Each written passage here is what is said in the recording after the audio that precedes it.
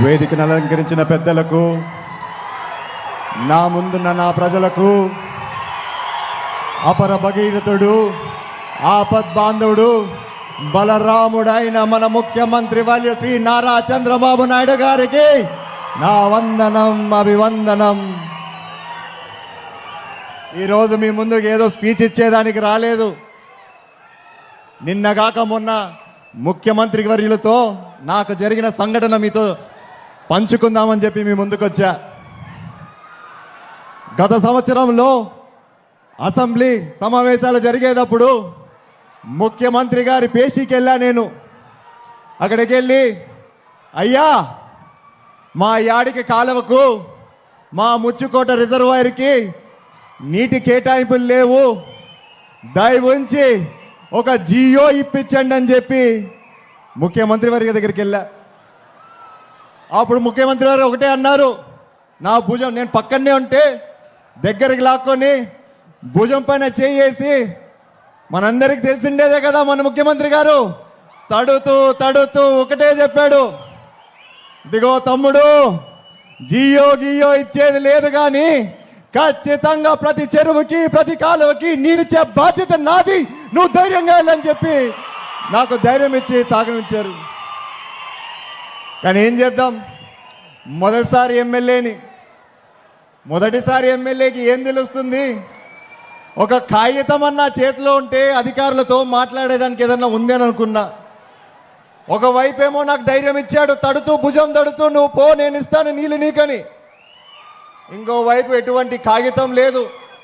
మళ్ళా అధికారులతో ఏడ గొడవ పెట్టుకునేదబ్బా అనుకుంటా దిగులుతో బయటికి వచ్చా.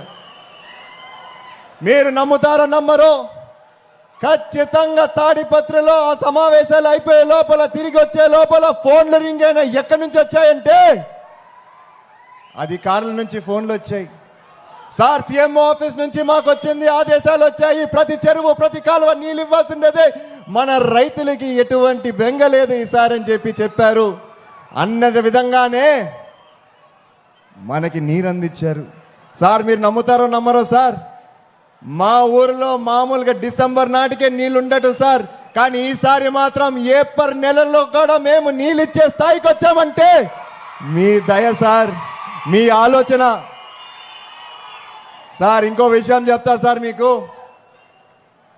ఆనాటికి భగీరథుడు గంగమ్మని మన నేలపైకి తెచ్చాడో లేదో తెలియదు కానీ సార్, మీరు మాత్రం ఈనాటి భగీరథుడై మాకు నీళ్ళిచ్చి మా దాహర్తు తీర్చారు సార్. అదేవిధంగా కాదు సార్, కష్టాల్లో ఉన్నప్పుడు ఆపద్బాంధుడై మా కన్నీరు కూడా తుడిచారు సార్. చివరికి రైతు గుండెల్లో ఒక బలరాముడై మిగిలిపోయారు సార్ మీరు.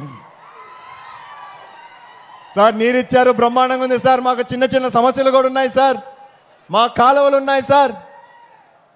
ఆ కాలంలో ఎప్పుడైతే జేసీ దివాకర్ రెడ్డి గారు, మా పెదనాన్నగారు శాసనసభ్యులుగా ఉన్నారో, ఒకవైపు నార్త్ కెనాలు, ఒకవైపు యాడి కెనాలు, మరొక వైపు ఫ్లడ్లో కెనాలు, ఇంకోసారి Pendekal reservoir, Chagal reservoir sir, ఇవన్నీ కట్టించుకున్నాం సార్. ఈ ప్రాజెక్టులంతా ఏమైనాయంటే సార్, మధ్యలో దాదాపు 70% పూర్తయి కేవలం ఒక 30% పూర్తి చేసుకున్నామంటే ఖచ్చితంగా రాబోయే కాలంలో 1,00,000 కాదు సార్, 1,50,000 ఎకరాలు నీగిచ్చే సామర్థ్యం మనకుందని చెప్పి మరొకసారి మీ ద్వారా తెలియజేసుకుంటున్నాను సార్. సార్, నీటి వరకైతే మాట్లాడాను సార్. మా యాడికి ప్రజలకి నాళ్ళ నుంచి ఒక కోరిక ఉంది సార్. మా యాడికిలో యువత సార్, కాలేజ్ నుంచి డ్రాప్ అవుట్లు ఎక్కువ అయిపోతున్నాయి సార్.